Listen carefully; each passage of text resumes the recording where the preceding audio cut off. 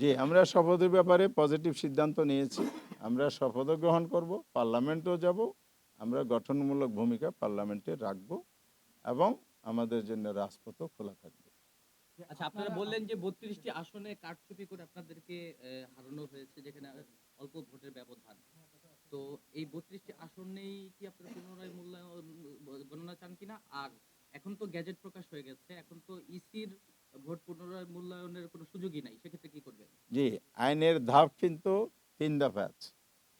একটা হলে ইসি করতে পারে, এরপর ট্রাইব্যুনাল আছে, এরপরে হাইকোর্টে রিট করা যাবে। এই আইনি প্রসেসগুলো আমরা অনুসরণ করব। ৩২-এর বাইরেও আমাদের কাছে এভিডেন্স সাফিসিয়েন্ট আমাদের হাতে আসতেছে। সেজন্য ব্যবধানের বাহিরেও বড় ব্যবধানে হারানো যদি এখানে এভিডেন্স পাওয়া যায়, সেক্ষেত্রে আমরা আইনের আশ্রয় নেব।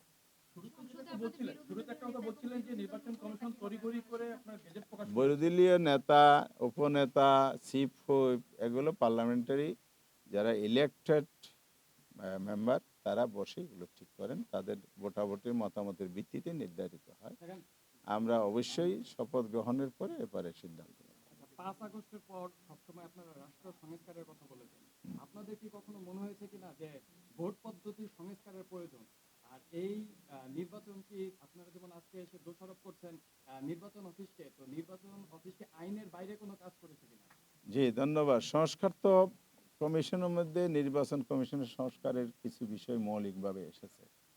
জুলাই সনদ বাস্তবায়ন হলে এগুলো আমরা সুফল পাব, যেহেতু কোনো বাস্তবায়ন হয়নি, সুফল পাইনি। সেকেন্ড হচ্ছে ইলেকশন কমিশন তাদের বক্তব্য অনুযায়ী হার্ড অ্যান্ড সোল চেষ্টা করেছে, পরিশ্রম করেছে, এটা আমরা শুনেছি, এটা আমরা বিশ্বাসও করতে চাই। আর গুণগত চেঞ্জ যেটা আমি বলেছি শুরুতে, সেটাও একটা অ্যাচিভমেন্ট বলতে চাই। কিন্তু মৌলিক জায়গায় আপনি যতই সুষ্ঠু ভোট গ্রহণ করেন না কেন, ফেয়ারলি যদি রেজাল্ট ঘোষণা না হয়, এখানে যদি ইঞ্জিনিয়ারিং হয়, আপনি যদি এটা চেক দিতে না পারেন, পদক্ষেপ না নিতে পারেন, এখানে ওই একটা দায়সারা গোছরের বক্তব্য দিলে হবে না। এখানে দায় দায়িত্ব অন্যরা এড়াইতে পারবে না। ইলেকশন ইঞ্জিনিয়ারিং দায় দায়িত্ব ইলেকশন কমিশনকেও নিতে হবে। আপনারা তো ইসিকে অভিযোগ জানান, ইসি থেকে কি জানিয়েছেন? ইচি আমাদের এগুলো দেখবেন বলেছেন এবং ওরা ব্যবস্থা, প্রয়োজনীয় ব্যবস্থা যতটুকু কমিশনের ক্ষমতার ভিতরে আছে এটা নেবেন বলেছে। লাস্ট একটা কোয়েশ্চেন, সেটা হলো আমরা